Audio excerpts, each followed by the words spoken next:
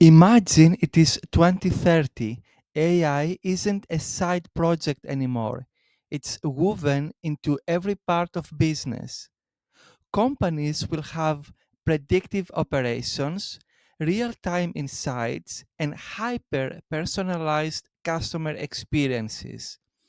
Humans won't be replaced, they will be augmented, focusing on creativity, strategy, and leadership while AI handles repetitive work. The winners will be the organizations that blend human judgment with AI efficiency. The ones that ignore AI will struggle to survive. So if you're thinking about AI strategy today, think long term. The decisions you make now will shape whether your business thrives or gets left behind in the AI driven economy.